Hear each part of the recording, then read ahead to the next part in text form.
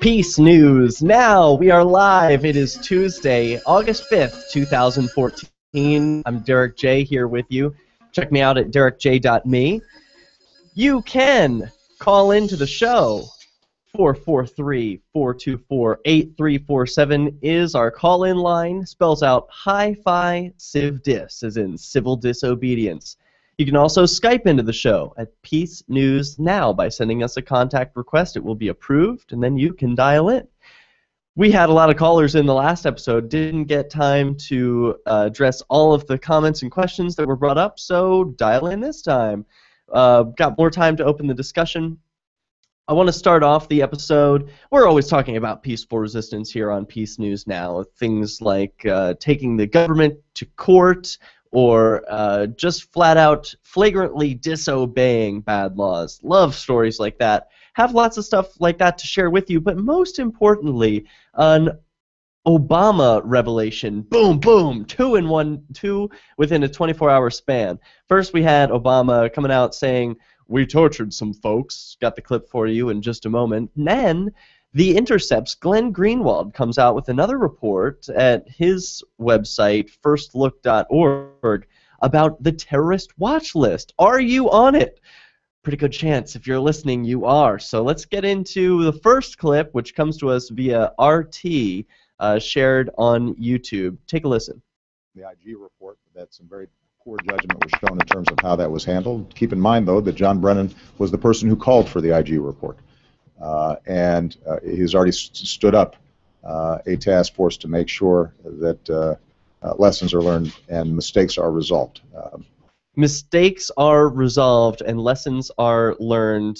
Just want to interrupt Mr. Obama here to remind the listeners that this is the use of the passive voice, something that weasel politicians take advantage of all the time. It's instead of directly saying, you know, John Brennan at the CIA made a mistake, it's mistakes were made. Well, by whom? It doesn't matter. It seems to imply that it's an act of nature or an act of God, that fate just unraveled this way. No, individuals took actions, made choices to torture people. Let's continue. With respect to the larger point of the RDI report itself, even before I came into office, oh, here it comes. I was very clear that in the immediate aftermath of 9/11, we did some things that were wrong. We did a whole lot of things that were right. Who's we? We did some things that were wrong. We did some things that were right. Is he talking about Bush here? Is it the common, oh, well, I inherited this debt. I inherited this war. I inherited... No, Mr. Obama. You have ramped up the terrorist watch list, as we're soon to find out. You've ramped up the raids by the DEA more than 4 times what Bush did in just your first year in office. You are crazy if you think that we're going to believe you are not responsible for ordering acts of torture be done to human beings. And you're going to weasel out of it. Here's, listen to more terminology, as he uses the word folks instead of humans, because they're not folks' rights, they're human rights. But we tortured some folks. We did some things that were contrary to our values. Again, who is we? Did Obama torture some people? No, of course. He gave an order to some other people to torture. But I didn't. Don't include me in that we. We did not torture people. I never participated in torture. Although those of you who pay income taxes or even sales taxes that go to the federal government or your state government, yeah, that money is probably going to torture people. So you do share in some responsibility. Well, hopefully you can choose an alternative currency like Bitcoin and free yourself from the empire's endless war machine. Let's finish up with this clip. I understand why it happened. I think it happened. Another passive voice. It's important when we look back to recall how afraid people were after the Twin Towers fell and the Pentagon had been hit and the plane in Pennsylvania had fallen and people did not know whether The more plane in attacks were Pennsylvania imminent. had fallen. And there was enormous pressure on our law enforcement and our national security teams to try to deal with this.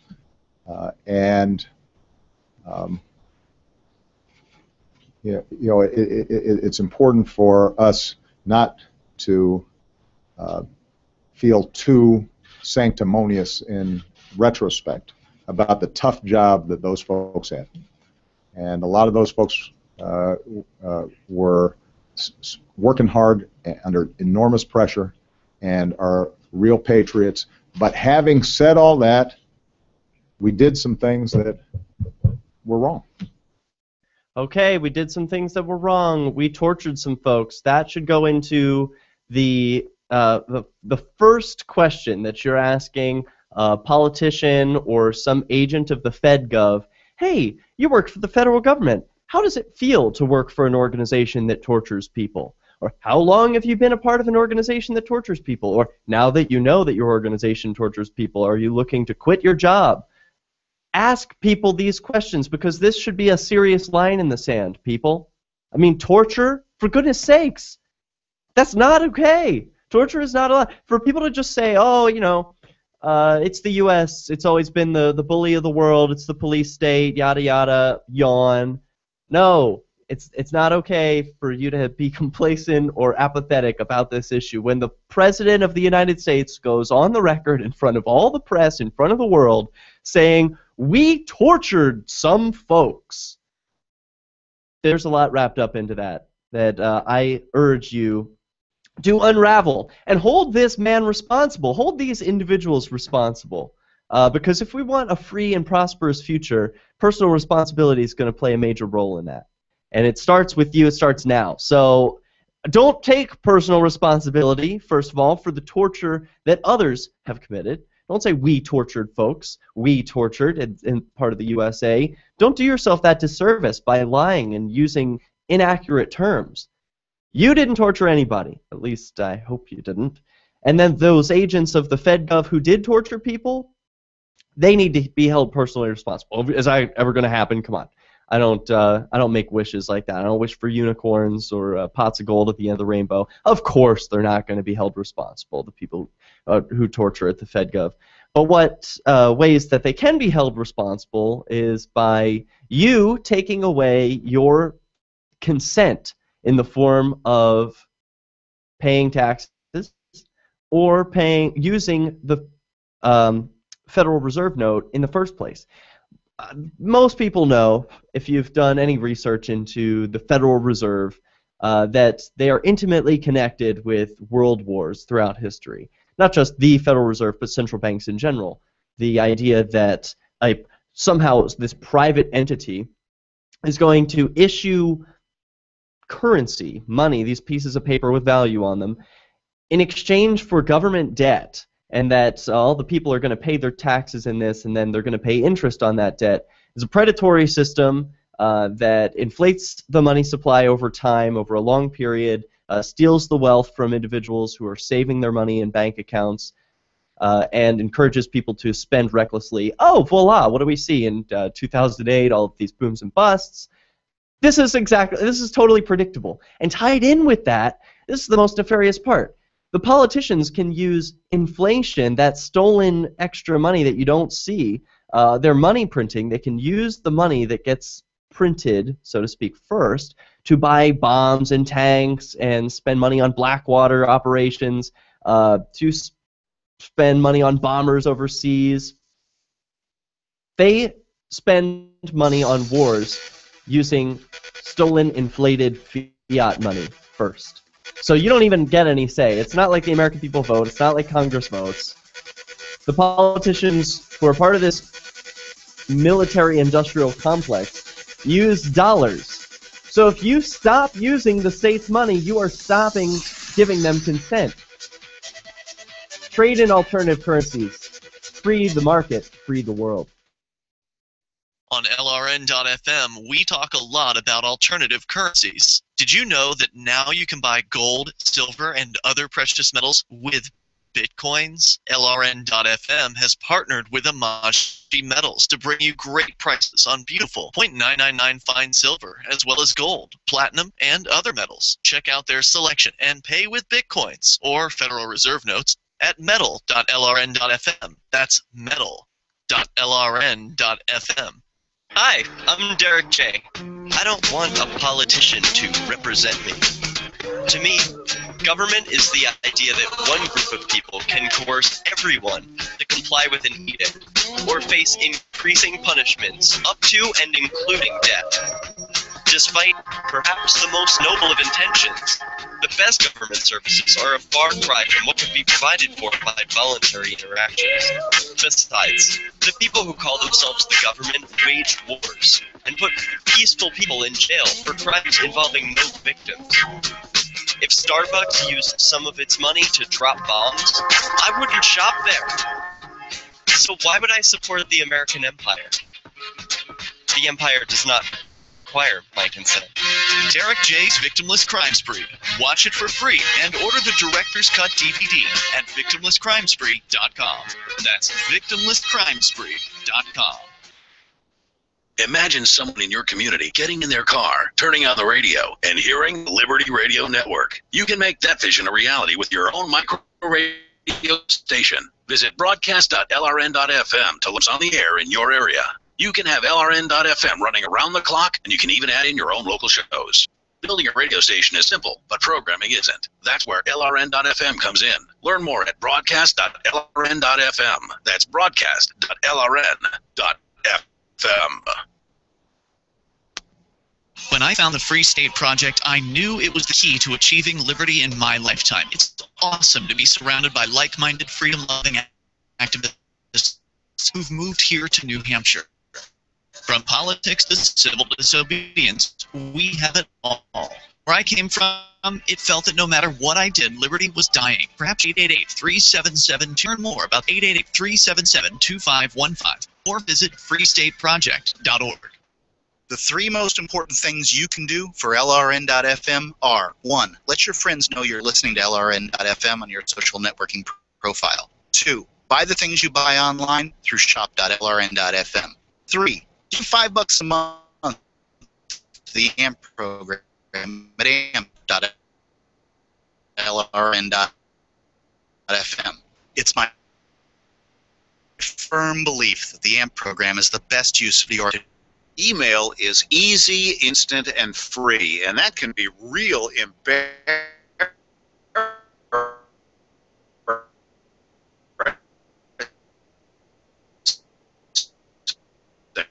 Email lacks the eye contact and body language you get in face-to-face conversation, or in spam, so we often reply in terse fashion that's easy to misunderstand. Cost you a postage stamp, and it lacks the deliberation time it'd take to walk to the snail mail box, so it's easy to succumb to the "oh yeah" stimulus response trap. When in doubt, don't snap back at snippy messages you get. You may have mistaken the sender's intent, and unless you're sending AOL to AOL, there's no unsend. For more tips on critical communication skills for the way things are now, hit survivalspeech.com. I'm Holland Cook. You can interact with other LRN listeners on our message board at forum.lrn.fm. That's forum.lrn.fm.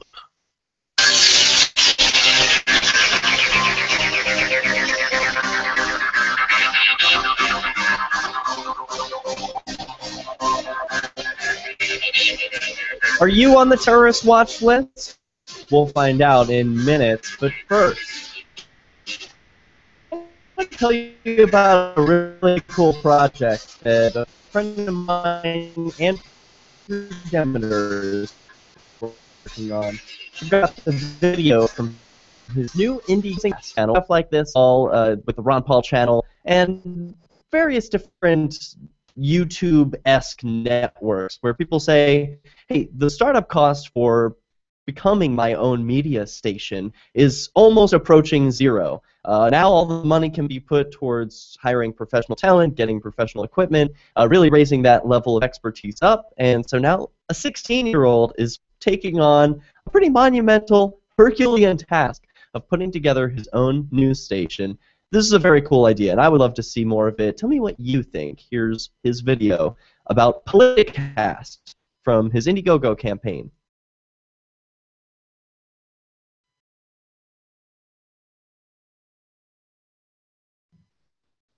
From Andrew Demeter at Indiegogo.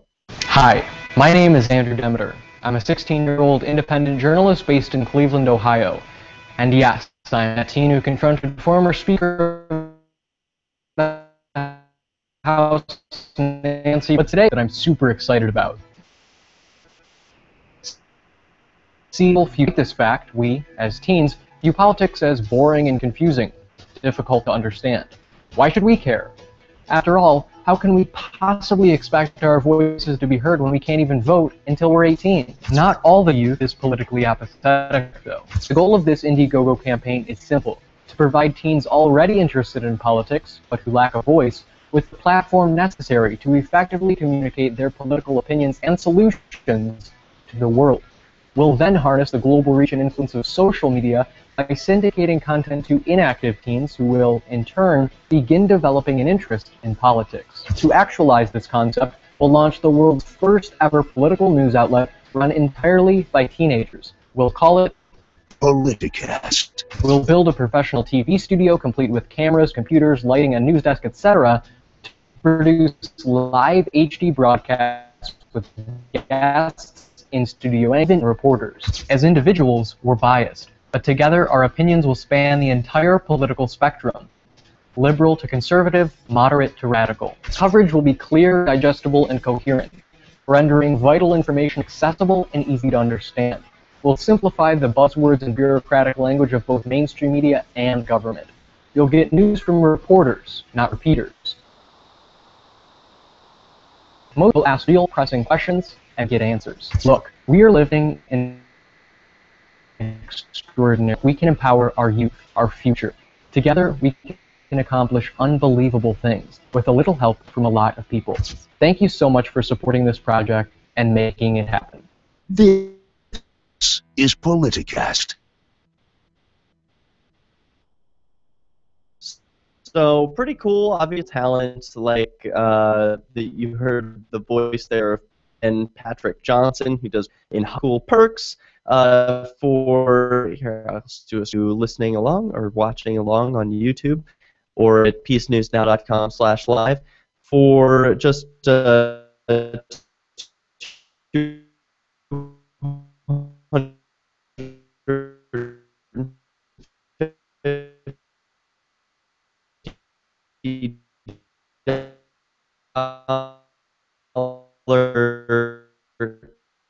contribution. He'll prepare you with a studio tour with Andrew. You're invited to meet, have lunch. Experience will be professionally documented and later available online. You can choose your own perk package. Plus, for donations, $1, your name will be listed on the website. Probably most commonly, donations on Indiegogo reach about $50. So the most common donation will probably be there. Write your name in the studio. Your name will be written on a wall in the studio, accompanied by the names of other contributors, so as not to forget the network's roots.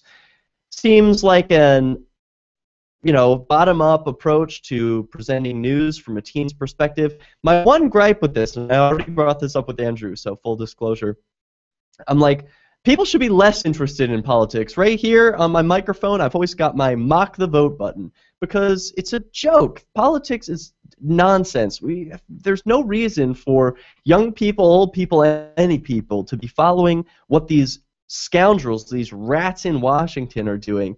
All of them are authoritarian control freaks, and then there are a few exceptions who want real freedom. They'd all be better off working outside the system, working on entrepreneurial ventures, working on peaceful noncompliance, disobeying the bad laws that these bureaucrats and authoritarians write in Washington and at state capitals around the country. Forget them. Forget politics. Young people should not be interested. There's a good reason they're apathetic in this generation.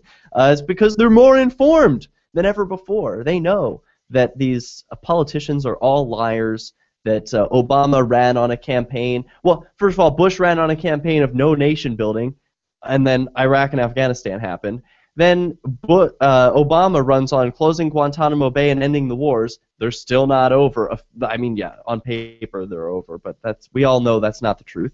And then he hasn't even closed Guantanamo Bay. So all of this stuff has been a total lie, and the young people, hopefully when they're presenting the news, will be able to say, oh, here is what the politician said, and turns out that was a lie, like the Maury meme we're all familiar with.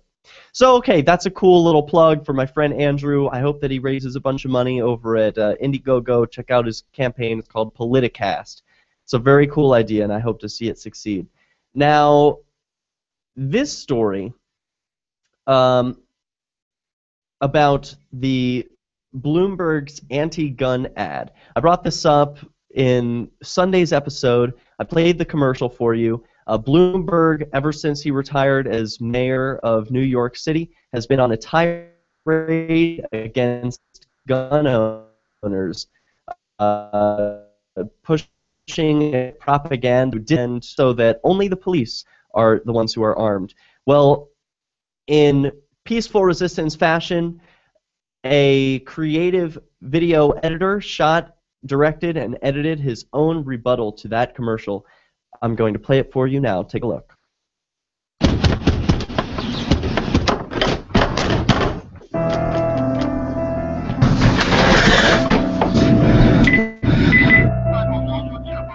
It's my ex. He's trying to break into the house. Yes, please. My son is here.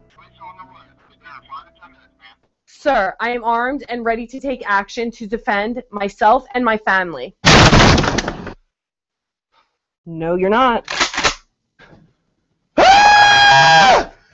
I'm sorry. I'm sorry. I'm sorry. I'm sorry.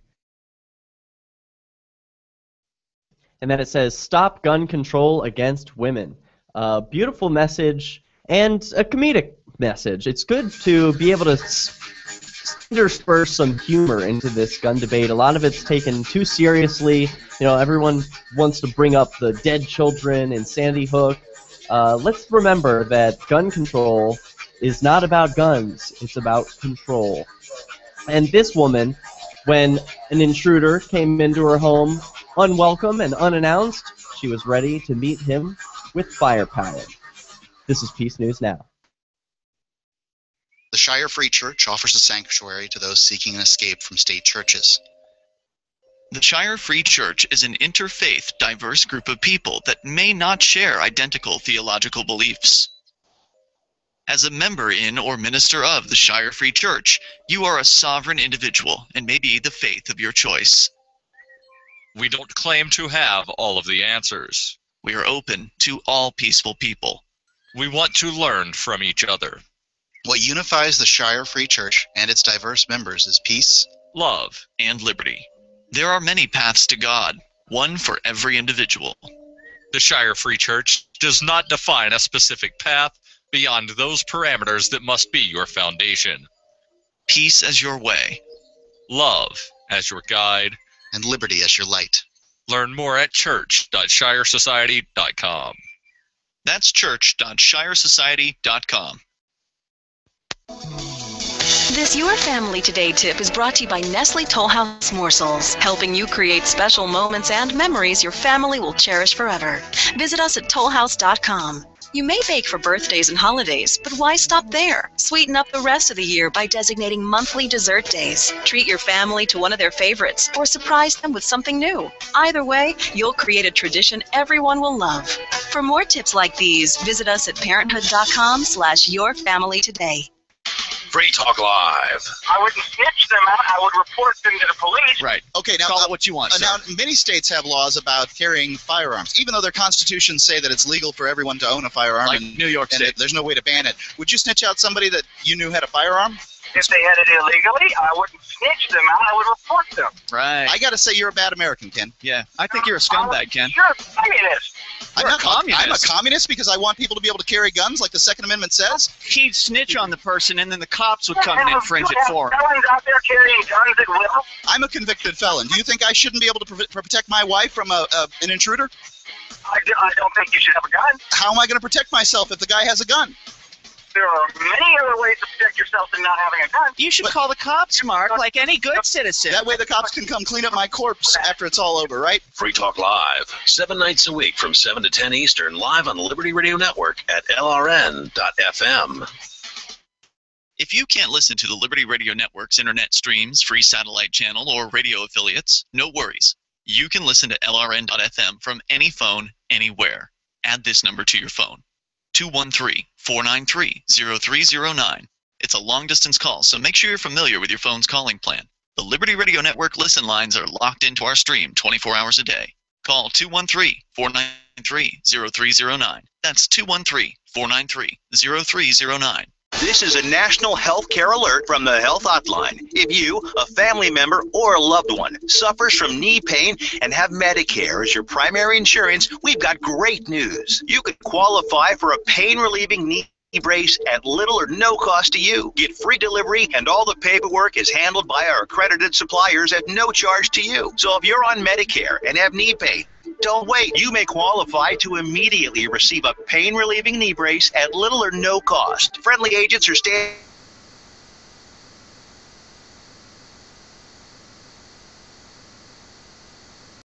You may be eligible to get these items and more at little or no out-of-pocket cost. Our friendly representatives are standing by now to help you, so please call now. 800-301-2963, 800-301-2963, 800-301-2963, 800-301-2963.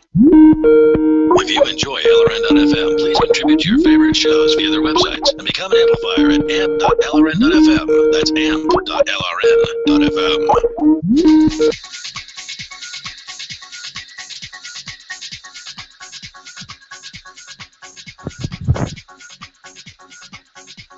Welcome back to Peace News Now. We are live. You can call in and talk about stories of peaceful resistance that are happening near you. Maybe the stories about the terrorist watch list that interest you. Do you think you're on the watch list? Dial in 443-424-8347. That's our Hi-Fi Civ Dis line. You can also Skype into the show by sending a contact request to PeaceNewsNow, all one word, on Skype. Your contact request will be approved, and then you can dial in like Nathan did. Hi, Nathan. Hi, Derek. What's up? Not a whole lot. I cut my own hair today, and now I'm doing a radio show called Peace News Now. What's on your mind? Well, I wanted to talk about the thing you mentioned in the last segment of this show. I didn't really feel as excited as you did because I heard that part about where we'll cover the entire political spectrum from left to right. And, thought, okay, well, I mean, don't get me wrong. Bringing in younger people, it might make your news network look sexy or look hip or whatever, but if you're just going to talk about the same things that Megyn Kelly and Bill O'Reilly are talking about, I can't really get that excited about it. It's weak sauce, I agree, and I can't believe that a young person who's so enlightened would even spend or waste an ounce of time focusing on political solutions or political talk. I mean, don't the kids get it? Politics is not the answer. Our boy Ron Paul told us when he gave up after 30 years in Congress. Yeah, but Ron Paul's not around anymore, you see, so it's hard to get the message out. Oh, come on. Yeah, well, anyway, I'm going to be excited. I'm going to watch the news network, see what the teens are talking about. Who knows? They might be anarchists. What if the left to right includes voluntarists? Would you it might. Well, then, yeah, I would watch it then. But I can't help but think of the Young Turks when this kind of thing comes up, and it's basically the same thing. They're young and hip, but they're also on the left-right spectrum. In this case, they happen to be on the left. But even if they were on the right, it would be the same thing. You're just you're within the normal paradigm, right? So, I mean, it's okay to bring in new ideas, but you see, if you're in that paradigm, then the ideas that you can bring up are going to be limited to that paradigm. So. Well, it looks like for a contribution of $250 to his Indiegogo campaign, you can be a guest on Politicast, and maybe you, Nathan, would want to talk about anarchy. Well, that's an interesting idea. I was actually going to mention money, too, because this is the same guy who asked Nancy Pelosi that question, right? Yes, Andrew Demeter, and he's a go-getter. He's produced one documentary about Bitcoin featuring Jeffrey Tucker and myself. He's also produced a documentary about genetically modified organisms, or GMOs, and I think he produced one other video about privacy or something. So he's a real go-getter, produces a lot of hard-hitting content, and is something of a perfectionist, so he has got great quality production. Well, that's interesting that he did a documentary on Bitcoin. That does change my opinion a little bit. So I'll check this out and watch a little bit of it. What did you say it was called? The Teen Network? Politicast. Politicast. It's the first news channel run by teens. And he says here in his explanation at Indiegogo, America's youth is suppressed. The youth is the future of our country. The problem is we're politically powerless until age 18. Ugh. I think that's so gross. I mean, okay, so he finishes up. Though a legitimate restriction to some extent, this disenfranchisement is one cause of our youth's apathy. He's talking about voting. Boring. Voting is not a solution, and no one should be interested in voting at all. I wish he wouldn't promote the idea at all. Like, oh, it's because people can't vote that they're apathetic. No, it's because it doesn't make a difference. Right, and then I was going to say you can make a difference before age 18. You know, Nick, the anarcho-yakitalist, is still in high school, and you know, he's doing a podcast, and you can reach a lot of people that way. Right, so, right. And Andrew's doing something, creating his own news station on the internet. I mean, that's doing something, and he's only 16. He's not disenfranchised. He just doesn't need to steer the gun of government. It would be better off if he were just informing his friends and peers about the dangers of government. Maybe that's what he'll be doing with his new news station. Maybe. We'll have to see. And I love the thing about the passive voice, too. No one ever brings that up anymore, and I love it when people mention that. You mean the passive voice was used?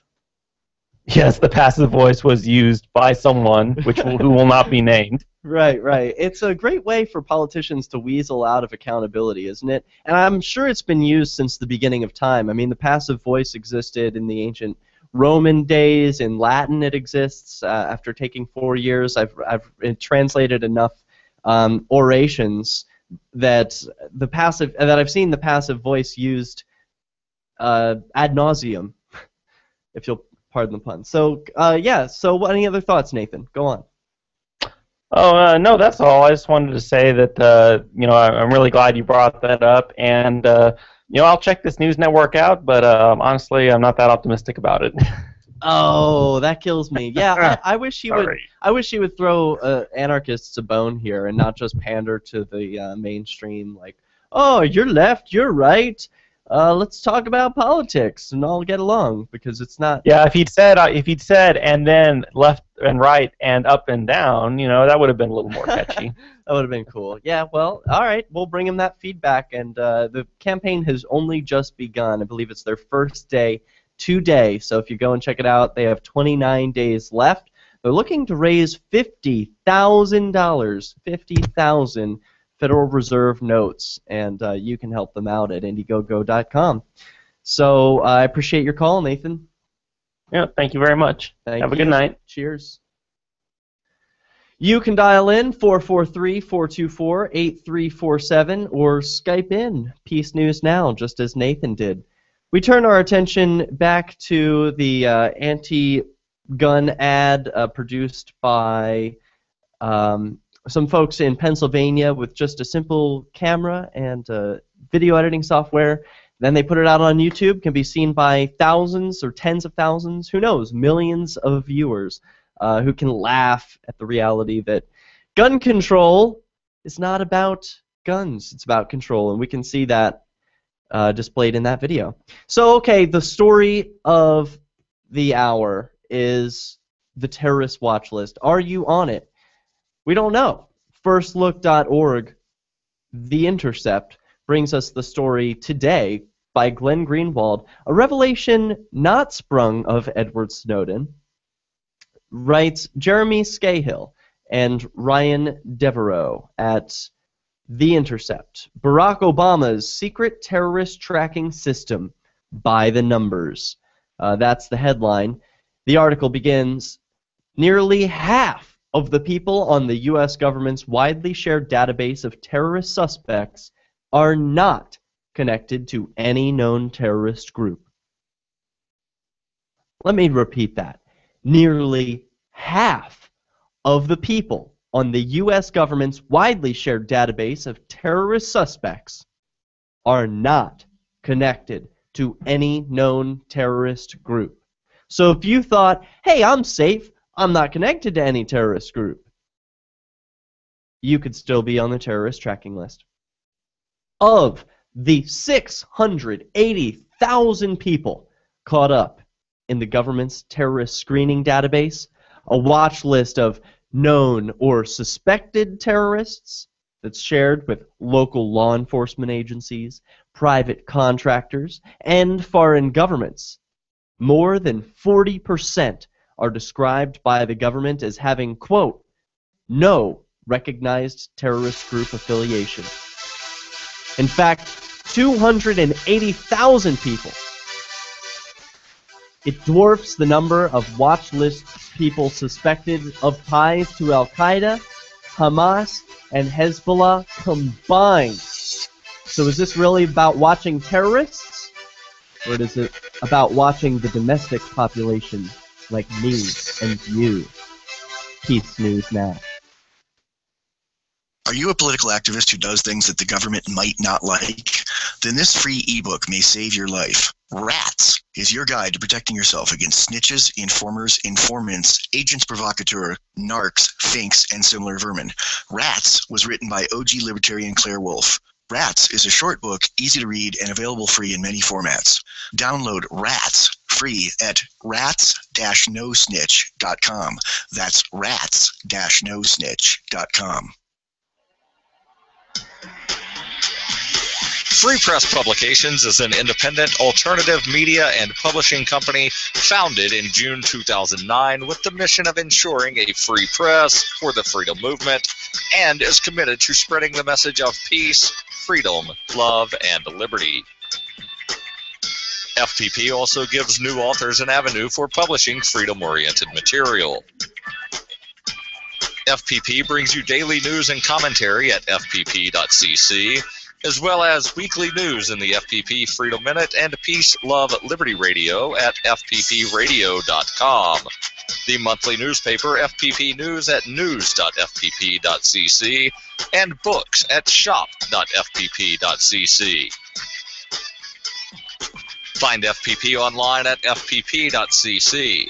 That's fpp.cc, as in Creative Commons. DVD, books, music, instruments, periodicals, computers, software, electronics, photo, cell phones, office products, home and garden, bed and bath, furniture, kitchen, pet supplies, automotive, hardware, apparel, shoes, jewelry, grocery, healthcare, sports and outdoors, toys, games, used, and more. It's a department store at your fingertips. Shop.lrn.fm. Get all your shopping done, get a great deal, and a portion of your purchase goes to benefit the Liberty Radio Network when you shop at Amazon via shop.lrn.fm. If you want to move to the free state and you're looking for some real estate, well, I know a guy who's really great.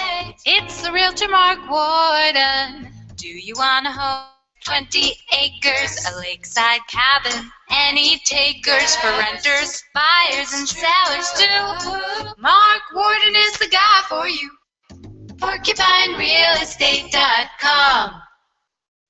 Did you know that you can listen to LRN.FM 24/7 via our free-to-air satellite channel? From Mexico to Canada, our signal covers nearly all of North America. All you need is a view of the southern sky, an affordable receiver, and a dish as small as 30 inches. There are no monthly fees. Learn more at sat.lrn.fm. Plus, if you're a broadcaster or want to be one, this is a good delivery method for our content. See our coverage map and get details at sat.lrn.fm. That's sat.lrn.fm. On Free Talk Live, we're bringing people to the ideas of liberty every day. From wrestling superstars like Glenn Jacobs. You guys really are having an impact, I believe. Like I said, a lot of where I am now is due to listening to Free Talk Live.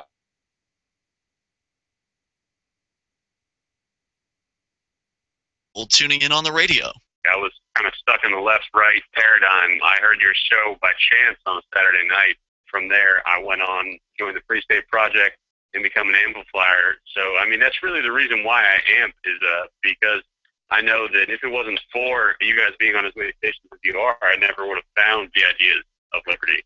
Your amp will directly change more lives by getting Free Talk Live in front of people looking for talk radio online and on the air. Find out about giving to our Google AdWords campaign at amp.freetalklive.com. That's amp.freetalklive.com. You can put the Liberty Radio Network on the air in your area. Visit broadcast.lrn.fm to learn how. Broadcast.lrn.fm.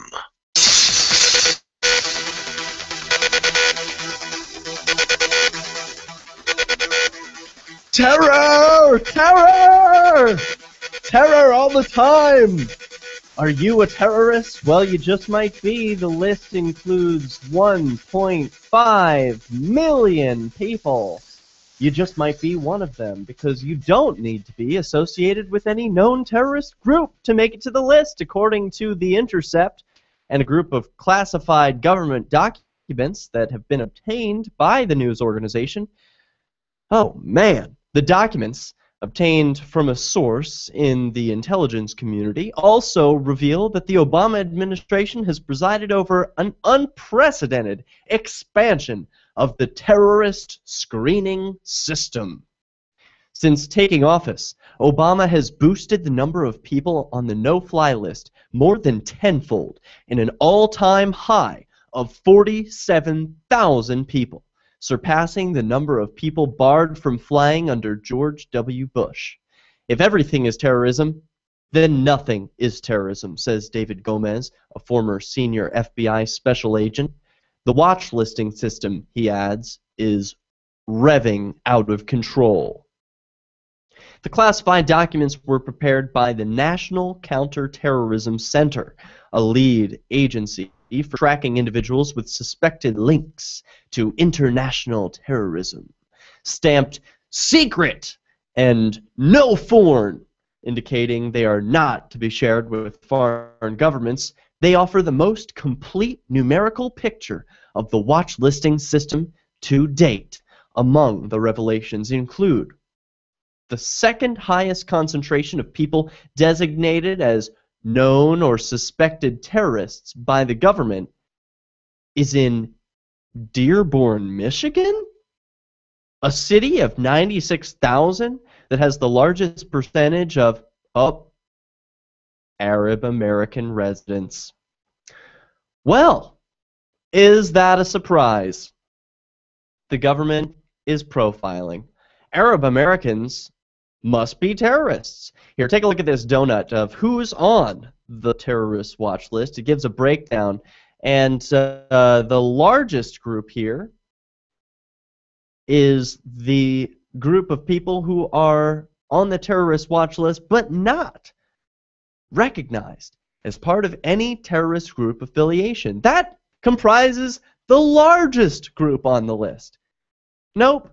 Al-Qaeda, Taliban, Al-Qaeda in Iraq, Hamas, Hezbollah, all of these groups combined do not outnumber those who are on the list, but not affiliated with any terrorist group. That means it could include you. There's also a group, disturbingly enough, called Other Recognized Terrorist Groups, comprising about 100,000 people on the list. Other? Was that like when George Bush declared Greenpeace a terrorist organization? I'd like to know. Other revelations include the government adds names to its databases or adds information on existing subjects at the rate of 900 records a day. That's 900 records each day. The CIA uses a previously unknown program, codename Hydra, to secretly access databases maintained by foreign countries and extract data to add to the watch lists. Okay, so this is fine, right? You don't have a problem with the CIA using a secret database collection program that sneaks into foreign countries and extracts their data, adds them to the watch list. What would you care? This doesn't relate to you and your life. When the government is adding names to the list at the rate of 900 records a day, you think you can really escape that? It's just a matter of math. Eventually, it's going to catch up with you. You don't even have to have done anything wrong.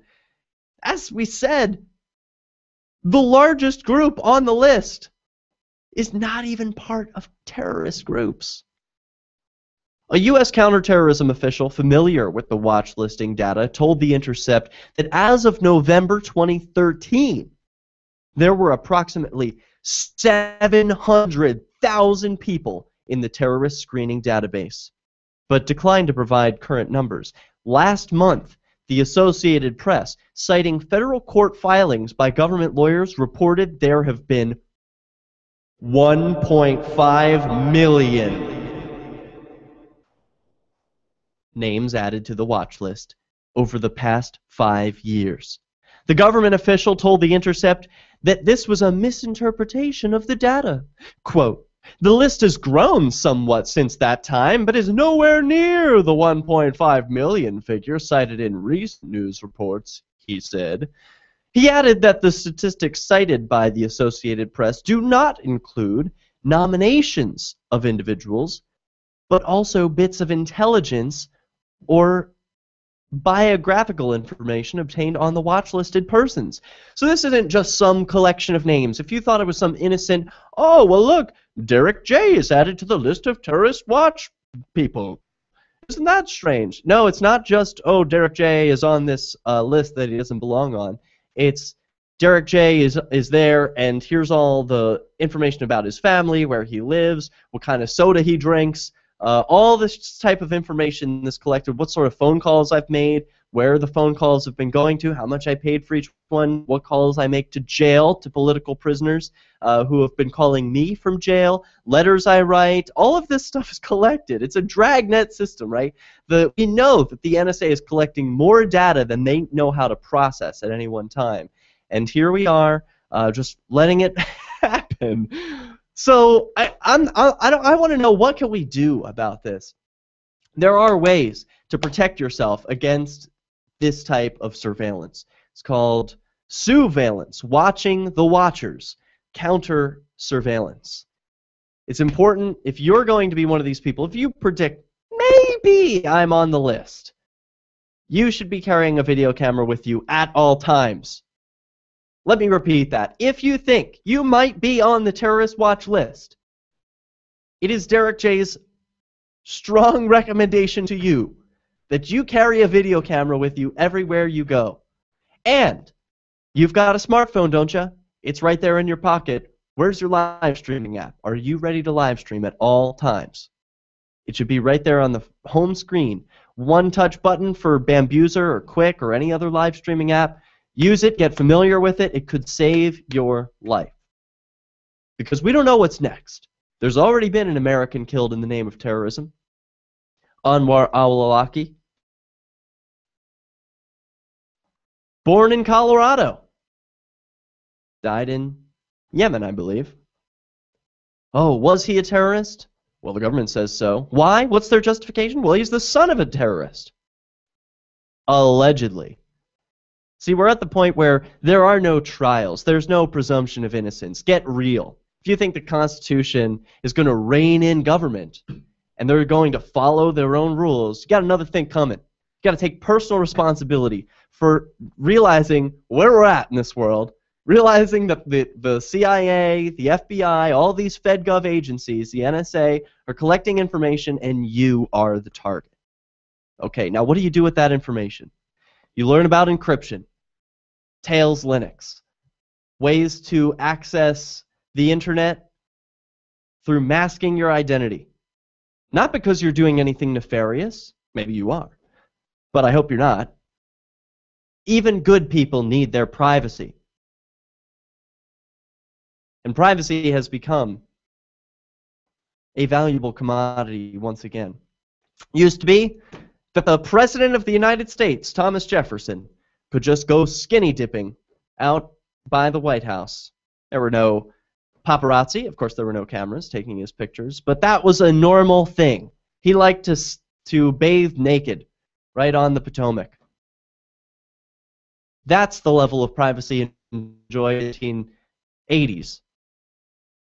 Now here we are in 2014, where you've got your own spy in your back pocket, and it's spying on you.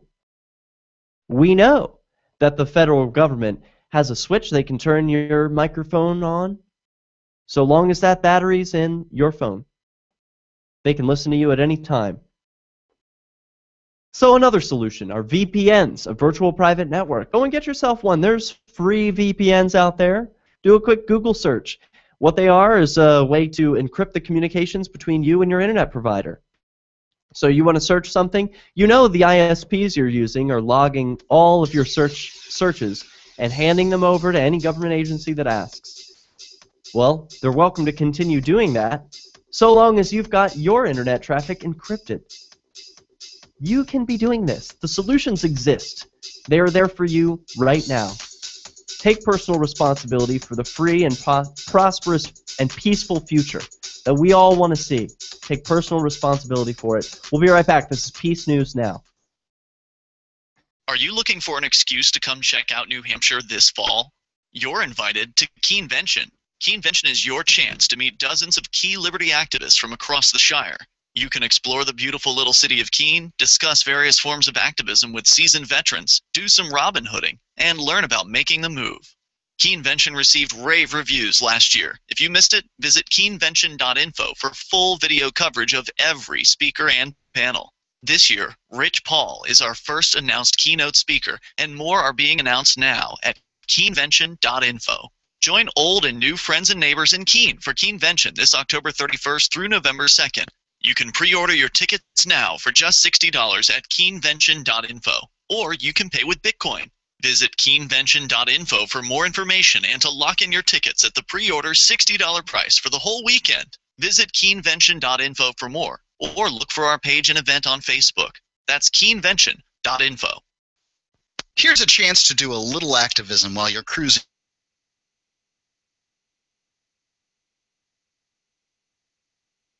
Memes, Free Talk Live's post pass by your newsfeed. Like them, comment. It gives us more exposure. If you don't see our posts, click like at facebook.freetalklive.com and then hover over it to click Get Notifications. It's an easy way to spread the ideas of liberty a bit further. I know you're busy, but you can spare that 1/10 of a calorie it takes to click on something. facebook.freetalklive.com. Are you tired of governments murdering people around the world? Stop using their money. There is an alternative. Bitcoin is a stateless, free market, non-political currency. Bitcoin cannot be inflated or controlled by any government. By using their money, you are helping the state. Stop doing it. You have an incredible alternative available now. Learn it, use it, spread it. Get started with Bitcoin at weusecoins.com. That's weusecoins.com.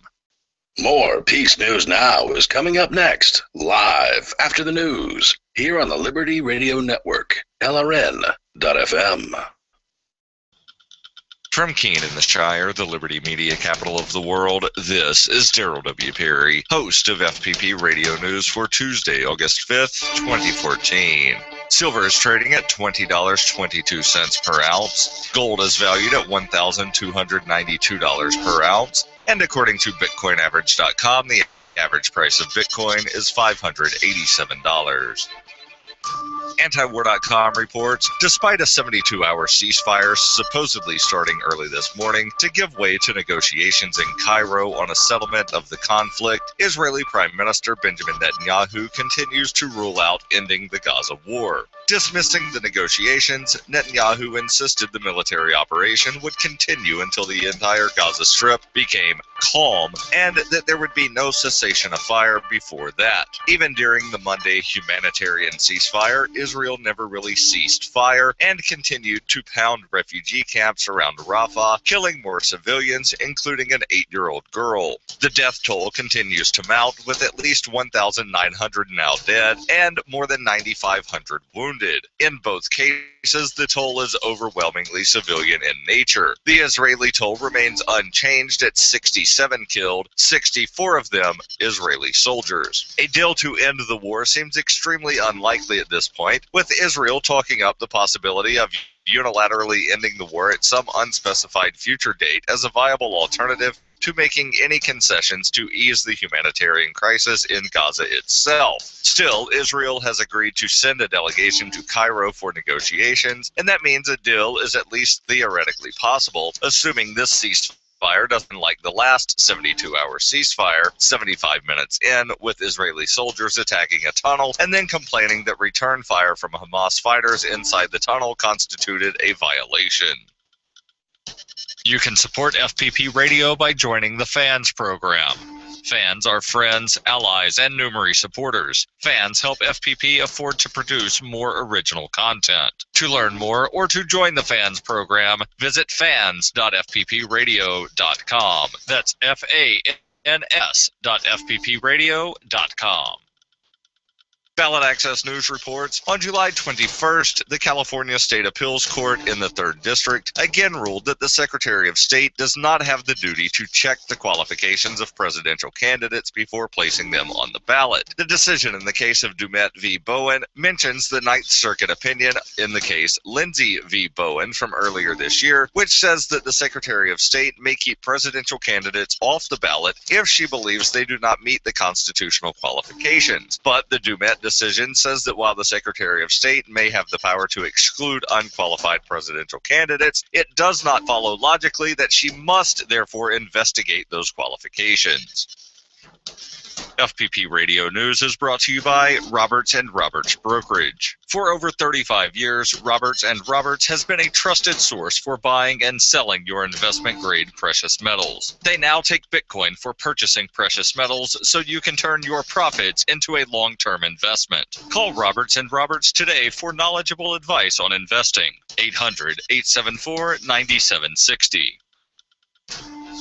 Antiwar.com reports Iraqi Prime Minister Nouri al-Maliki has ordered the Iraqi Air Force to provide air support for Kurdish Peshmerga fighters as they attempt to stall the latest ISIS advances in the nation's northwest. Kurdish forces have been scrambling to reinforce their position in Nineveh after a major ISIS offensive over the weekend ousted them from some key areas near the Syrian border. The Iraqi military has at times come close to open warfare with the Kurdish Peshmerga over territorial disputes, and both sides are likely to offer aid only to a limited extent to one another. Still, that could be changing as ISIS continues to gain territory against both, amid the growing recognition that the Peshmerga is not invincible when defending their territory from ISIS. However, ISIS now seems to have turned its attention toward important hydroelectric dams, seizing the Mosul Dam over the weekend and attacking the Haditha Dam. Both lie in their new territory, but actual control over them would give them enormous new power over their conquered lands and leverage against the Iraqi government in the ongoing war. Control over the dams would not only give ISIS broad control over Iraq's electricity generation, but over the water flow along the major rivers, allowing them to flood out invading troops or simply prevent the irrigation of Shiite farms.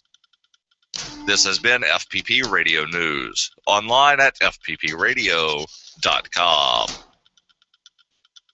This is the Onion Week in Review. Allentown, Pennsylvania 5-year-old Trisha Billings announced from her dining room Saturday that the circle was no longer her favorite shape. The landmark declaration comes just days after the 5-year-old changed her favorite color from red to purple. While experts have struggled to determine what Billings' interim favorite shape will be, the 5-year-old assured reporters that the majority of her favorite things will remain consistent for the time being. Disney executives revealed in an interview Friday that all of the company's animated and live-action movies take place in a single unified universe, saying Never Never Land is actually mere minutes away from the jungle where Timon, Pumbaa, and Simba danced in a straight line and sang Hakuna Matata. Company heads stated that every character from Air Bud to Jiminy Cricket all inhabit the same interconnected world, just as Walt Disney envisioned it. A lot of people don't know this, but Daryl Hannah's character in Splash actually lives in the exact same coral reef where Nemo went missing. And if filmmakers so desired, they could have Princess Jasmine, for example, hop into Herbie Fully Loaded to go watch the Jonas Brothers 3D concert experience.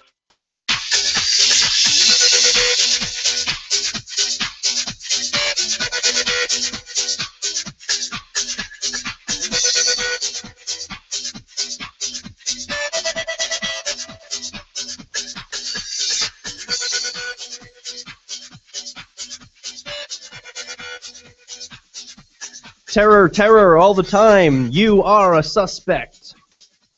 Including members who belong to patriot groups. We will get to that in just a minute.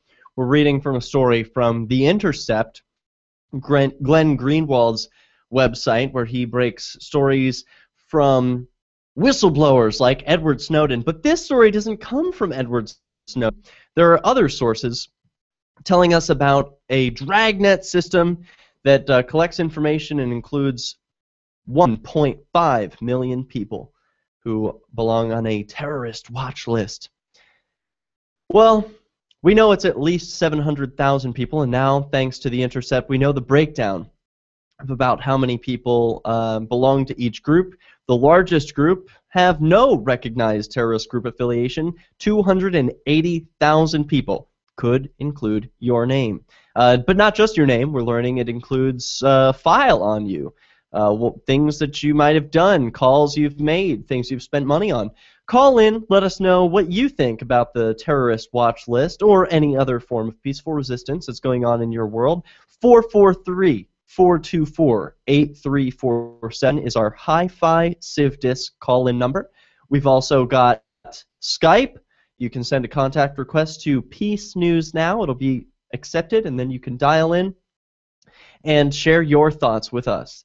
Continuing from the article at firstlook.org, this is The Intercept, when U.S. officials refer to the watch list, they mean the TSDB, the Terrorist System Database, and it's an unclassified pool of information shared across the intelligence community and the military, as well as law enforcement, foreign governments, and private contractors. So it's shared with everybody in government. And according to the government's own watch listing guidelines, published by The Intercept last month, officials don't need concrete facts or irrefutable evidence to secretly place someone on the list. Only a vague and elastic standard of, quote, reasonable suspicion. Quote, you need some fact basis to say a guy is a terrorist, that you know to a probable cause standard that he is a terrorist, says Gomez, the former FBI agent. Then, I say, build as big a file as you can on him. But if you just suspect that somebody's a terrorist, not so much. The National Counterterrorism Center did not respond to questions about its terrorist screening system. Instead, in a statement, it praised the watch listing system as, quote, a critical layer in our counterterrorism defenses, and described it as superior to the pre-9/11 process for tracking threats, which relied on a list that were, quote, typed or handwritten in card catalogs and ledgers. The White House declined to comment. Now, take a look at this. Is a chart from The Intercept breaking down the numbers of known terrorists, or those who are on the list. The first thing that jumps out at me about this list are, first of all, the map of the first top 5 locations where these terrorists are apparently living. They include New York, Dearborn, Michigan, Houston, San Diego, and Chicago, in that order. Then, the next thing to jump out at me, watch listed by gender.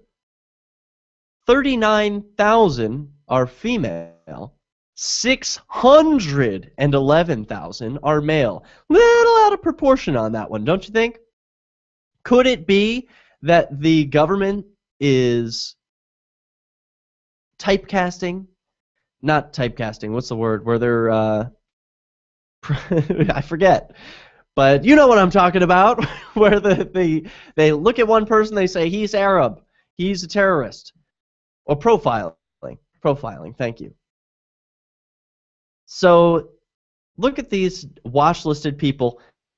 They've got, by the numbers, 1 million people. And how about the no-fly list? We've got 47,000 people on the no-fly list. And what other big numbers can I point out here? As of August 2013, there were 60 records being deleted every day, but there were being 900 to 1,000 records being added and enhanced per day. I don't like those numbers. The nominator ranking, who is saying that these people are terrorists? Which FedGov organization is saying, we've collected information about so-and-so and he's a terrorist? Is it the FBI? The NSA? No. The FBI and NSA only make up 16% of those terrorists nominated. The CIA and the DIA together comprise about 85%. So mostly the NSA, or mostly the CIA is who's saying these people are terrorists. And what evidence do they have? None. They don't need any. Just reasonable suspicion. That could mean anything.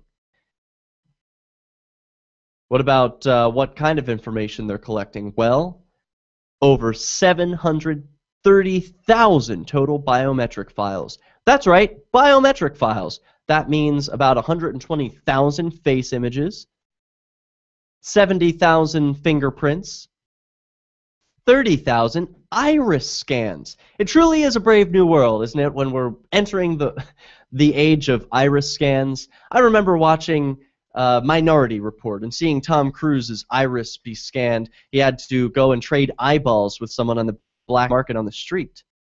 I thought, never in my lifetime, no way. Is that just around the corner? Most people placed on the government's watch list begin in a larger classified system known as the Terrorist Identities Data Mart Environment, or TIDE. The TIDE database actually allows for targeting people based on far less evidence than the already lax standards by placing people on the watch list for suspicious, or what was the reasonable suspicion. So that's a pretty lax standard to begin with. TIDE has even less standards. You can just add anybody to this list. It's more expansive and more invasive. TIDE's information is shared across the U.S. intelligence community, as well as with commando units from the Special Ops Command and domestic agencies such as the NYPD. So you drug lords, you anti-government folk living in New York City, paranoid that the man is watching you, that he knows your every move, he knows what you're buying, he knows what you're searching online. You're right. The man is watching you. It's confirmed. We know it for a fact. No more paranoia. Now let's get on and move on with our lives. You can take a couple of different strategies from my perspective here, and we will continue with this article, but my strategy has been go all the way. Go no privacy. I know that's not going to be the strategy for everybody, but I go as public as can be. Because as an activist on the front line, doing peaceful noncompliance, speaking out against coercive governments, eventually is going to draw the attention of some pretty nasty people. So, why hide?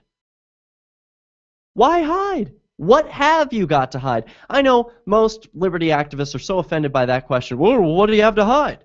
Now I just want to search in your bag, I just want to search your car, find some drugs, and throw you in a government rape room. If we all just said, forget it. You can know what I'm doing, government. Okay. So Cheech and Chong smoke a little ganj. So sue us. Throw everyone in cages. The average person commits 3 felonies a day. Lock us all up. Then you could go the other strategy, the root of encryption. This is Peace News Now. Liberty activists around the country are starting to realize politics alone won't set us free. So what will? At Liberty on the Rocks, we believe the answer starts with living your principles, spreading ideas, and connecting with those around you. By starting a Liberty on the Rocks network, you can make a difference by uniting libertarian thinkers. Find out how much fun it is to build your local network from the ground up. Visit libertyontherocks.org today to get started.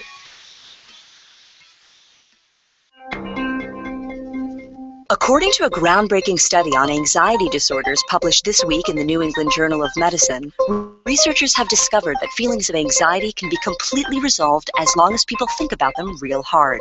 After studying subjects with mild to chronic anxiety disorders, we found that the best way to overcome mental stress is to isolate the root of the anxiety, analyze it from every possible angle, and then think about it nonstop until it completely disappears. Researchers worked with numerous subjects in the middle of high-stress scenarios and said the key to overcoming anxiety is to start by focusing on a minor problem, list everything that can go wrong in the worst-case scenario, and then repeat that list in your head 200 times. After anywhere between 3 to 6 hours of perpetually torturing yourself over things outside of your control, all feelings of anxiety will completely disappear, and you can finally enjoy the remainder of your day. This is the Onion News Network. Now that you've found the Liberty Radio Network at LRN.FM, you may want to help expose others to our great programs. To assist you in doing so, you'll find resources at promote.lrn.fm, including details on how to get a free bumper sticker, quarter-page flyers you can print out and distribute, banners for your website, as well as files that will allow you to make your own custom banners and graphics. Visit promote.lrn.fm and help bring new listeners to the Liberty Radio Network. That's promote.lrn.fm. Shiny badges on your jacket, shiny badges. This is Davi Barker from ShinyBadges.com, and I just want to personally apologize for airing a jingle week after week, month after month, that turned out to be such an infectious brainworm. So to make it up to you, I'm offering a free gift. The next time you make a purchase at ShinyBadges.com, write worms in the transaction comments, and I'll send you something weird. Instead of just listening, you can also watch. See the Liberty Radio Network's key New Hampshire-based live shows via our studio cam at cam.lrn.fm. Plus, you'll still be able to listen to the Liberty Radio Network via the cam feed in high quality 24/7, even when there's no live show being produced in our Keene studio. But wait, there's more. Our chat room is built into the cam page so you can interact with other listeners online. Listen, watch, and chat, all free at cam.lrn.fm. That's cam.lrn.fm. What if the key to achieving liberty in your lifetime was to move together with others who think like you? Liberty activists are joining the Free State Project, which is over 70% of the way to its goal of 20,000 participants. And they're already making the move to New Hampshire. The successes are piling up and are proving the Free State Project is a real movement and no longer just a great idea. When you're planning your move, consider Keene. Keene is famous for its civil disobedience and non-cooperation, and there's plenty of political opportunity as well. From demonstrations and vigils to outreach and volunteering, there's a lot going on in Keene. Keene is the liberty media capital of the world, with television, talk radio, and more, all originating here. Though it's more than just activism, with regular social events each week. See what's happening at freekeene.com and get connected with video, audio, free books, a forum, and activist tools you can download and use in your area at freekeene.com. That's freekeene.com. You can connect with the Liberty Radio Network via our Facebook page at facebook.lrn.fm. That's facebook.lrn.fm.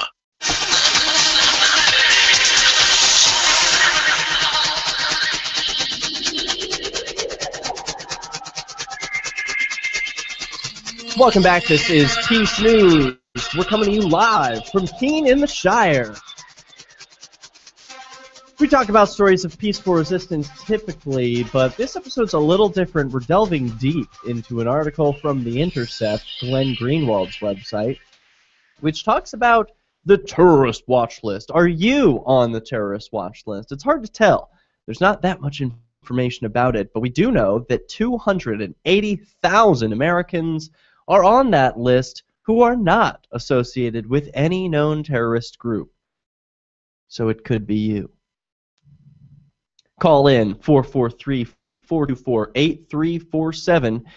Spells out Hi-Fi Civ Dis. You can also Skype into the program, Peace News Now. Got some interesting chatter going on in the chat room at PeaceNewsNow.com/live, where you can see video of the show as well as interact with other listeners in our chat room. Some of the chatters are discussing the fact that if not enough people use encryption, if not enough people are using Tor or PGP, then you could be not encrypting, but flagging. What do I mean by that? Well, the NSA is aware that some people use encryption. They're going to seek out, who are these people? What are they writing to each other? They can focus on decrypting those messages, and then they've got their targets. Their targets are not just terrorists. They're people who are trying to evade the FedGov's watchful eye. Back to the article. In the summer of 2013, officials celebrated what one classified document prepared by the National Counterterrorism Center refers to as a milestone, boosting the number of people in the TIDE database to a total of 1 million, up from 500,000 just 4 years earlier. That's some exponential growth, isn't it? The document credits that historic achievement to the Directorate of Terrorist Identities. Boy, the government loves its acronyms.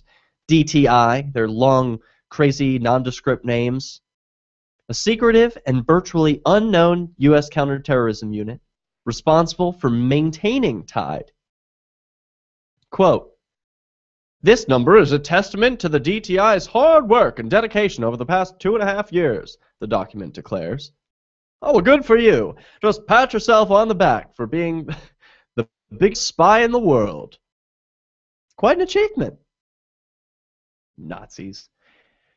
The number is a testament to the Obama's administration intensified collection of personal information on individuals with suspected links to terrorism. In 2006, CBS News obtained a copy of the no-fly list and reported that it included 44,000 names, including Bolivian President Evo Morales and the head of Lebanon's parliament. Faced with widespread public backlash, the government cut the list down to just 4,000 names by late 2009. But the next year, after the so-called underwear bomber tried to bring down a commercial airliner bound for Detroit, Obama loosened the criteria for adding people to the no-fly list. The impact was immediate. Since 2010, the classified documents note, the Counterterrorism Center has created more than 430,000 terrorism-related person records. That's almost 500,000 since 2010, while deleting only 50,000 people whose nexus to terrorism was refuted or did not meet current watch listing criteria.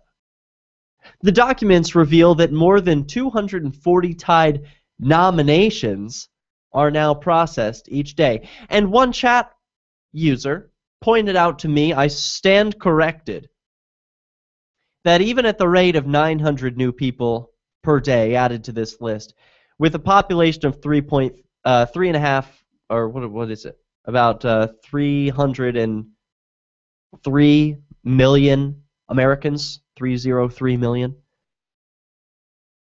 It would take like 900 years to put all the Americans on the list. It doesn't even account for the birth rate. So I stand corrected. while 900 people added to a list sounds like a little too high to me. Like, really? Are there 900 new terrorists every day that the government needs to be focused on watching? I'm skeptical. But this chatter is right. It won't account for every American. Which is why, I suppose, most people are willing to put up and shut up and say, hey, it's not going to affect me. I'm not on the list. It's not anyone I know. Those people are bad. It's just those bad people. This is exactly, and I know the first person to bring up the example of the Holocaust loses, but here I go. The Jews were a target to the German people. It was the enemy that lives among us. This is a story that's been told many times throughout history. It's not just the Holocaust. But this is how it begins. There's that one other group, right, that we don't really need to be so concerned about because they're dangerous, aren't they? Terrorists. We've been told and trained like Pavlov's dogs to respond with emotional arguments to the fear of terrorism. No, not logic. All logic shuts down. We're told instead to focus on color patterns. How stressed should we be? Ask your federal government. Is it an orange day or a yellow day? Oh, maybe it's even a red day. You should be really scared of terrorism on red days. The government loves to control you. It's what they live for. Don't let them. Don't let them emotionally manipulate you. So what if you're on one of these lists? So what, I say? Well, if you're a terrorist, well then that's actually bad. I recognize that there is a legitimate concern for the federal government and agents within it to seek real terrorists, people who want to use violence and destructive means to achieve their political ends. Yes, those are people worth watching. I don't want to be too extreme in my criticism of the FedGov in this respect. Let's be real. There are serious concerns and threats that exist in the world. I want an organization to exist that will patrol and screen for these types of sociopaths and psychopaths. The problem is, the agencies tasked with the goal of seeking these terrorists tend to be invaded by sociopaths and psychopaths. The CIA, the NSA, the FBI, FedGov. These are agencies which scream secrecy and power. And what type of individual do you think that attracts? I tell you, it's not the type that loves the spotlight. Those that love the shadows. Well, we who love truth seek accountability and transparency. This is Peace News Now. Hey guys, Mark Claire here, lionsofliberty.com, where we strive to advance the ideas of liberty daily. We bring you the Morning Roar! That's right, every Monday to Friday we'll have a brand new edition of the Morning Roar, where we provide a roundup of some news stories that you may not find in the mainstream media or even in your typical social media newsfeed. We find stories that relate to the ideas of liberty and provide you with our liberty perspective on them. Every Monday, we have our longest-running feature, Mondays with Murray, named after the great libertarian Murray Rothbard, where we'll examine an article or an excerpt from his works and help convey his view, along with our little spin as well. We wrap it all up every Friday with Felony Friday, where our own John Odermatt goes out and takes a look at some sort of felony. There's felonies committed every day, you know, whether it's a felony committed by the police, a politician, or even an average citizen. You can find all this and so much more over at lionsofliberty.com, advancing the ideas of liberty daily. Stop harming your body with coffee from grocery stores or most chains. Start making a difference, 1 cup at a time. We've partnered with Camano Island Coffee Roasters to offer you a free pound of BuzzBox coffee. It's organic, so no harmful pesticides or toxins. Shade-grown, meaning less acidity and no heartburn. Try the best of the best for free. Just cover shipping. 10% of future purchases go toward helping us give the gift of human freedom around the globe with at least 100 microloans via World Vision. Go to coffee.freetalklive.com. Since time began, tyrants have taken aim at personal liberties. Now there's a movie that aims back. The government has no more right to tell us what to put in our bodies than they have to take our guns or tell us what books we can read. 6 drug police were eaten by bears while raiding a marijuana farm. On your knees, you dirty hippies! On your knees! What's the problem, officer? Today, many cops who enforce pot laws do so only because it provides them with cushy jobs, good benefits, and a chance to push people around. I was an undercover narcotics officer. The drug war is nothing but a farce. The Second Amendment says you gotta keep you and your gat intact. Guns and Weed, The Road to Freedom. A film by Michael W. Dean and Nima Badavi. DVD available now at gunsandweed.com or on Amazon. That's gunsandweed.com. Makes the perfect gift. Remember, that's gunsandweed.com. The 3 most important things you can do for LRN.FM are: 1. Let your friends know you're listening to LRN.FM on your social networking profile. 2. Buy the things you buy online through shop.lrn.fm. 3. Give $5 a month to the AMP program at amp.lrn.fm. You likely buy all kinds of things online. Amazon is the largest online retailer. You can get what you need at the same great prices, and LRN gets a cut. Please do your online shopping at shop.lrn.fm. Why did you move to the Shire? I moved here to the Shire because there's other people around who take liberty just as seriously as I do. I moved to the Shire because I saw videos of people challenging authority and thought that I could get support myself. It called to me, like, do this, right now. I wanted to be around people like me who got it, and once I got here, I knew there was nowhere else that I wanted to be. I've always wanted to change the world, so I moved to the Shire to join people who were actually working towards doing the same thing. The people here are awesome, loving, and positive. It was for the adventure and for the feeling of something important is happening here, and I just wanted to come to sort of be part of that. Visit ShireSociety.com to read and sign the Shire Society Declaration and learn the reasons why, if you love liberty, you should immigrate to the Shire. Plus, add yourself to the Shire map at ShireSociety.com. That's ShireSociety.com. While our satellite channel is free to listen to, it's not free for us. You can help us cover our satellite costs with the chip-in on the right side of the page at lrn.fm.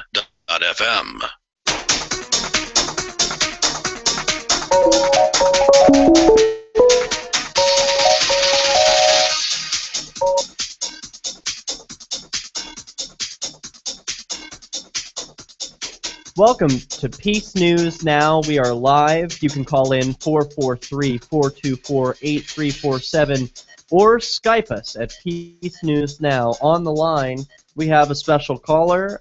Caller, go ahead with your thoughts. You're on Peace News Now. Well, good evening, Derek J. Oh, good evening, James. About the so-called New York City Mayor Bloomberg anti-gun public campaign commercials. Yes. One would actually think it's a Lorne Michaels SNL fake commercial production, for it amply demonstrates how 2 people can view the same images and have completely opposite political worldview. I mean, I know you and I. Isn't that right? I mean, the commercial almost failed to convey its intention, right? That people it sells the reason why people should have the right to bear arms to defend themselves. It doesn't. It's almost comic in its absurdity. Yeah, that's how I viewed it. But he's so hollowed and impressed with himself that he actually thinks the world would be a better place if nobody had guns. Well, unfortunately, guns exist just like drugs exist, and you can't wish them away by passing laws. They'll still exist. But that's about as much as I want to talk about that billionaire Marxist. Yeah, we can 3D print guns now. I mean, we're at the point where there are guns made of plastic. There are knives made of ceramic. There are self-defense weapons, and people are going to have them. The politicians can't do anything about it. Technology has already empowered the individual past the point where legislation can do anything about self-defense. You know, no doubt about that. And just as I'm calling from a cell phone, which I would have never imagined having in the early 1990s when I was a Star Trek geek, pretty soon your cell phone will be a phaser if you like it to be. It's literally, we're in the brave new world. We just have to hope that our fellow human beings that have access to technology don't go around using and abusing it, which is why there's other things there's so many things you've addressed tonight that I should like to challenge you on, because to address your legitimate concern about the big bad brother government bugging you, well, respectfully, Derek J., I'd like to liken it to a bizarre woman that I just by chance ran into last night at the dog park in a lovely suburb of Phoenix, where I wouldn't think such nuttiness exists. But she was talking to this black gentleman who I'd come up to because obviously his dogs had taken a liking to me, and then they go back towards their owner, and I run into a conversation about this woman was having with this man about the Ebola virus and how she thinks it's big bad government created, and that they want to wipe out overpopulation, and they want to empower the pharmaceutical companies that have them in their back pocket to make them all rich. Was she just speculating about this on a hunch, or did she? No, have she was evidence? dead serious, and the dude that was talking to her was talking to her, but not negating her argument at all. But I mean, like the good book of St. James commands me, and I tame my tongue because it's in public, and I wanted to be civil with a bunch of fellow dog owners. So I just wanted to take my 15-year-old 4-footed buddy for a walk and let him get out and then go home and have some dinner. But that's effing crazy for her to think that. And she has the right to vote. Which, by the way, real quick about the kid, I'd give him $250 just to tell him that nobody that is a teenager in the United States of America should have the right to vote. I think you should at least have to be 20 years old to have the right to vote. And no kid, as well-informed and educated and articulate that he may be, he doesn't have the right to vote, and that's good. And I don't want him to have the vote for another 4 years. But that's a story for another day. Do you think that voting makes a difference? Well, coming from an anarchist, no disrespect to you, you have your principles and beliefs. Of course it makes a difference. I don't see any evidence of that. What evidence? Okay, if Mitt Romney were in the White House right now, we would certainly have a different frame and intent of our government. Now, there are things he would be doing that just like the New American Idol rock star Obama does, that actually I'm going to defend the man who I think is the most loathsome and contemptible phony that has ever been in the White House. And no, I'm not talking about his birth certificate. I believe he was born in the USA, just like you and me, but on an island. Anwar al-Awlaki was a murderer and a preacher of hate, and he was a member of a terrorist organization. And what about even his son? That man what about his son? Maybe you haven't heard me mention about that.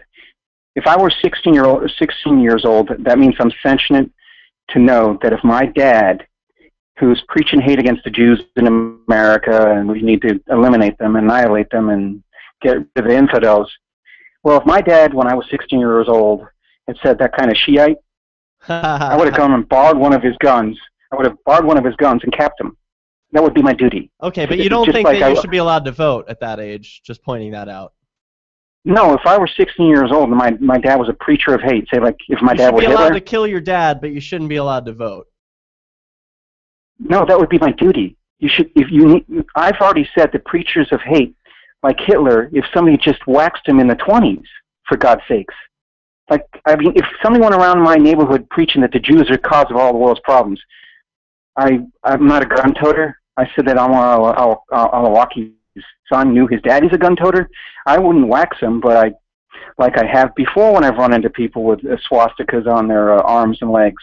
Literally, So what do you think about the right to be innocent until proven guilty, or the right to a fair trial? That's in the court of law. And, okay, we're talking about civil law, not people that are you not listening to me? He was literally a dedicated and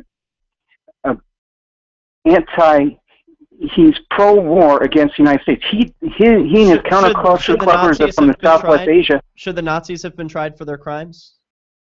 Well, they were after they were finally surrendered. Right, and I think that was the correct decision. I think they should have been tried. Right, but they also, if the Roosevelt administration and the Hoover administration and the Coolidge administration and the Harding administration, okay, the Nazis. If the Nazis should be tried, then terrorists today should be tried. No, after the war was done and they all surrendered and we were captured, they were tried. These people are avowed enemies of the United States. And by the way, thought 9/11. How do you know until you try them? Come on, dude. How do you know until you collect the evidence? I mean, this is a serious question. Well, why shouldn't the people be presented with the evidence that these people have committed a crime? I'll put it the other way. I'll finish my story to what I said to the lady before I tamed my tongue. Oh, sure. Is that I don't believe Hitler's in the White House. I literally said that, and in spite of what I might think about him, one way or the other, about many things, and I was saying this because I was a black dude with her, literally, and 95 out of 100 black people in the United States of America voted for Obama. But that wasn't why I was taming my tongue, by the way. I was just trying to be respectful to the woman saying, no, I don't think Hitler's living in the White House, and I don't think that people are going to want to commit mass murder for money.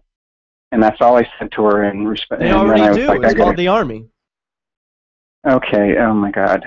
We are the most, speaking of benevolent dictator, that retard that called in Sunday, God love him. Wasn't that strange? Speaking of that, okay, I don't believe, we have a most benevolent empire ever, if we're an empire, Derek J. Benevolent? You're an anarchist, I'm not. I'm not a statist either, okay? But dropping bombs on people is not benevolent. Barack Obama is ordering the drone death strikes of somebody that isn't a terrorist. Okay, yes. If I believe Barack Obama were a murderer, which is what you're calling him by literally, yes. Well, it would be my duty to take him out, like I suggested many a time. It was the duty of millions I don't believe that way. I don't believe that way. I don't believe in confronting murderers with violence. I do, and that's the only way to get rid of them. And one could make a strong argument for that, and I'm willing to listen to that. Somebody that preaches that you don't have a right to life has forfeited his own. Well, some people make that argument, and quite strongly, and I recognize that. But I hope for another solution, one of peace and reconciliation. That doesn't involve. Are you familiar with the concept of pipe dreams? With pipe dreams? You think that's a pipe dream? Yeah. Absolutely. All right. Hold your thoughts, James. I'll keep you on the line. This is Peace News Now. You can call in on Skype. Peace News Now. Wake up and smell the freedom. One of the easiest things you can do to help liberty is... Hey, James. Are you still there? Of course I am. We're still broadcasting on YouTube. I want to try something new. You asked me last time if it's possible to just play ads for YouTube, and then we can talk to each other. There's a button on my mixer that I'm going to try. I'm going to see if I can do that. Just hold tight. Right, you can push that one way or the other. I just want to be respectful to the people that... Can you hear me? I can't hear you. You're hearing me. I'm comfortable here, actually. That didn't seem to work. I wasn't hearing you. Derek, I'm not going to bash any one of your fellow LRN network hosts. That's the only reason why I had not wanted to say what I said, not knowing that I was on air, because I don't actually like smearing people and making fun of people without them being able to respond. Oh, yeah, I agree with that. And so that's why I asked you respect, and then I found out, oh my God, that was televised. Anyway. Yeah, that's happening with more than one person. I should be more clear about that with callers. It doesn't matter. Okay, right on, dude. Are you familiar with what Mahatma Gandhi wrote, and not to mention the way he wrote it, dear friend, to Hitler in August of 1939?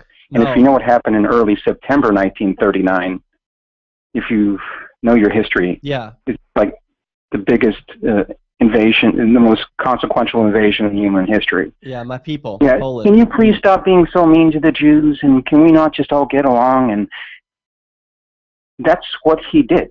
And for the 6 years that The Third Reich murdered 50 million people between the time he wrote that letter and the time Hitler finally topped himself.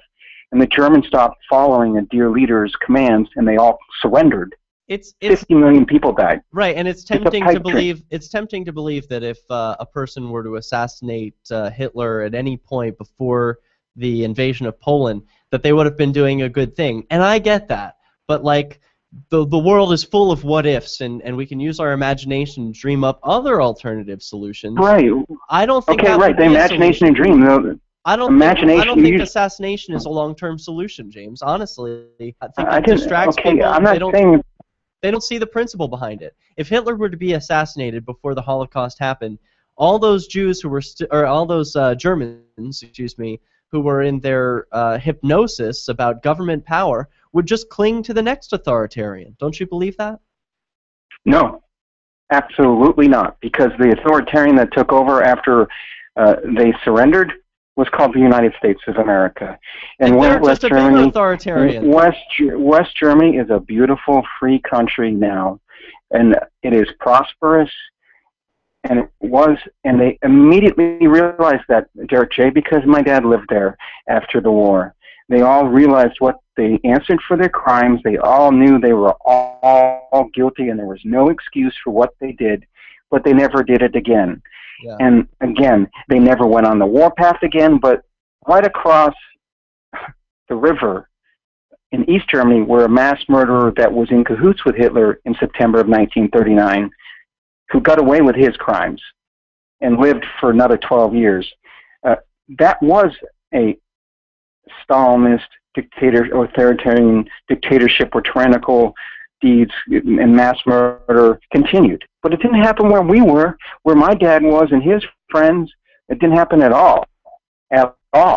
And they prospered. And if you ask me, by the way, Germans haven't answered for their crimes yet. Hold that my dad never We're said coming anything. back. Graphics and more. Promote.lrn.fm.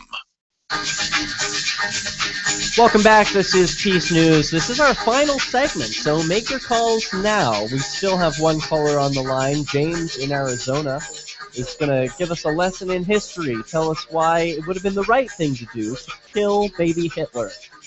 Or maybe just stop him once we saw that he was trying to kill and genocide a whole population of people. There's a fine argument to be made to that end, but I don't think that's a good solution. I think that if people were to assassinate Hitler before he invaded Poland, that it would have been a misguided death, that people would have been confused about the real reasons behind that, and they would have just clung to the next authoritarian. But James, you don't agree. Of course not, because I just, like example of post-Germany 1945, that is a definitive example of I'm not even going to say anything negative about your argument other than that. Okay. I just want you to check out like what Mahatma Gandhi did for 6 years after he wrote his letter to Dear Hitler, Dear Friend. He said, Dear friend, for God's sakes. Stop being so mean to the Jews. Because that's like the strategy I try to take, and I get a lot of criticism for that. Like trying to reach out to my aggressors, the people like the police who have pepper sprayed me and given me concussions. And I try and reach out and be friends with them. Some people think I'm totally foolish for that. Like I should treat these people like attack dogs. You know, basically like they're people who are going to hurt me if I go anywhere near them. They cannot be reasoned with. I should not reach a loving hand towards them. I shouldn't offer to buy them coffee or breakfast or have a human discussion. You know, I don't want to live like that. I do want to have peace. I totally dig what you're saying, Derek. Yeah. Derek, I totally dig what you're saying. But the thing is, I'm a man of peace and goodwill towards men of the like sentiments as well. Now, the cops you're talking about, I guarantee you they aren't evil and malevolent like the person I was talking about. Right, they're not And Hitler. the counterculture clubbers that he had like 500,000 fanatics before he became Chancellor of Germany. And it was not because of the Versailles Treaty, and this is something I'd like to discuss with another host, because the Versailles Treaty didn't cause the late 1920s depression, or the 30s that continued into the 1930s, which enabled the Nazi regime to come to power. He was like a Ron Paul of Germany in the 20s.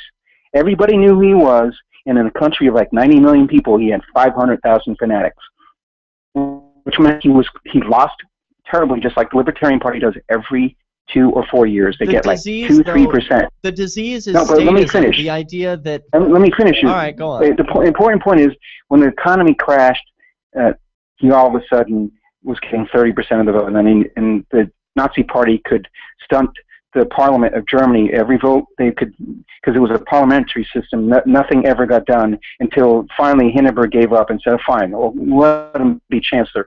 And then 2 months later, he was literally dictator for life. I mean, it was so tragic. My point is the German people weren't inevitably going to be mass murdering, dog following, sheeple, whatever you want to say. And post-war proves it. Okay, yes, they and were, because they still German consented to his apologist. authority. They still consented to his authority even after he became a dictator. At any point, they could have said, no, I don't respect your authority. You're illegitimate. I'm not following your orders. They could have done that at any moment. But the fact is, they did believe it. They are lapdogs for authoritarians, and they would have been no different had Hitler been named John. They would have followed any authoritarian off of a cliff because they believe in statism. They believe it's legitimate. You don't know what you're talking about. This is what Americans are. This is what Americans are doing today, You don't know how good James. the SA. You don't know how good the SA were and the Gestapo were at doing what they were doing, of which doesn't exist in the United States of America, and I can prove it by you being on public radio right now. Okay, you wouldn't have existed in 1933 or for the rest of the German Reich. You couldn't have spoken freely like you are against the government. You would have been murdered. Okay, like I said to that dummy, Dachau was open like 2 months after Hitler was appointed chancellor. And it stayed in business and it only got way worse. They killed people, okay, and they disappeared people. You're not going to disappear tonight after ranting about the government being an anarchist.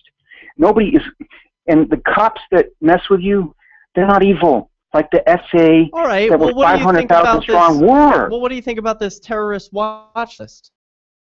I'm not, thank you. Because I'm about as worried about being on a terrorist watch list as I am about contracting the Ebola virus. And yes, there are idiots and criminals that work for the government. But anybody that's spying on James the Wit on his computer and wasting more than like 30 seconds of U.S. taxpayer money spying on me is completely retarded. And yes, they are spying on people. That 9/11 hasn't happened again, might you consider, Derek, because we have metadata, computers that are spying on people that think that Osama bin Laden was really cool and I wish it would happen again. Oh, really? How many terrorists has the government caught? And they like to keep that stuff secret, for sure. Why? And Why you would don't they keep think they that haven't secret? caught do you think they have not caught terrorists that No. you want to see? No, I don't. Somebody. No, not a single one. Well, okay. If they had one, parade them around. Show off. Hey, we got one. Look, a terrorist, guys. Okay. Look at all the freedoms And you if gave I up. were to name, if I were to name one, what would that do to your argument? Destroy it, or would it just like maybe support mine a little bit? Yeah, go ahead, name one. Okay. Anwar al-Awlaki. Okay, and what evidence do you have that he was a terrorist? I'm just going to go on instinct. I don't think Barry Obama is a murderer, and I do believe that he saw the. Going on instinct is not an argument, James. No, I can't prove that Anwar what evidence al-Awlaki. do you have? I said faith, instinct. I don't believe, as much as I loathe him in the White House, is a murderer and orders a drone strike on a person that isn't guilty of the information he's been. I'm going to do a little bit of elementary research here and go to Wikipedia. We can learn about Anwar al-Awlaki together. He was killed September 30th, 2011. He was an American and Yemeni. Yeah. He was an imam and Islamic militant. The U.S. government officials said he was a senior talent recruiter and motivator who was involved in planning most terrorist operations for the Islamic militant group Al-Qaeda. With a blog, a face page, and Al-Qaeda magazine Inspire, and many YouTube videos, the Saudi news station Al Arabiya described him as the bin Laden of the Internet. After a request from the U.S. Congress in November 2010, 10, YouTube removed many of Al-Awlaki's videos from its site. However, Al-Awlaki's influence continues to be apparent in the West and internationally. And, okay, so that's what we've got, some YouTube videos. Does that guy deserve to be killed? Like I said in my opening remarks, two people can see the same images and come up with completely different responses. Well, I'm not saying now, he's some I happen to believe all those accusations.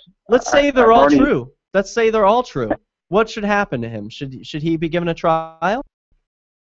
Have you ever heard a homily by one Imam Anwar al-Awlaki? That's what Catholics call when the priest has his turn to say, talk about whatever, after we read the Gospels. No, I've never gone to a Catholic church and heard a priest say, death to the infidels, death to the Jews, death to anybody that doesn't agree with us, and death to anybody that doesn't want to live by Sharia law. I'm willing to admit that this guy is a terrorist. I just think he should have gotten a trial and people should know the facts. And that his 16-year-old son shouldn't have been killed without a trial. I mean, is that so controversial? He was a guy born in Denver. He was killed by a CIA drone strike. I don't care where he was born. I honest to God don't care where a piece of human refuse was born. I don't think it entitles you to any special protections when, again, he is the one that declared war on the United States of America.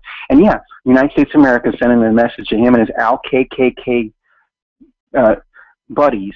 That's what they are. They're the Al-KKK of Southwest Asia. They're a bunch of racist, xenophobe, religious nutjobs that, again, since we've last talked about these a-holes, they've moved northeast in Iraq and now have control of a dam, and they've wiped out some Kurds that are actually pro-American. Guys literally dressed in black, like freaking KKK members. You mean like the but they were police in black the U.S.? instead of white. Okay, I don't have such a dark view of cops. I don't think that they're... They I don't do wear think all black, though, cops don't are my they? friend. I'm just, for a second, I'm thinking Scottsdale police. Do they wear black? I guess. And some of them are ginned up like it's a military state, too. I agree with you. I saw one wearing a bulletproof vest in Scottsdale, Arizona. I'm like, what the hell are you talking about? We have another interesting point of agreement that I wasn't aware of, that you don't care where a person was born. Neither do I. I think humans all have the same rights, no matter where you're born. It's not the Constitution that gives you rights. They are inherent. Thank you for the call, James. This does it for this episode of Peace News Now. We will return on Sunday with more stories of peaceful resistance. In the meantime, PeaceNewsNow.com. Don't worry about things you can't control. Isn't that what they always say? But it's about impossible to avoid worrying about what's going on these days. The government has used the war on guns, the war on drugs,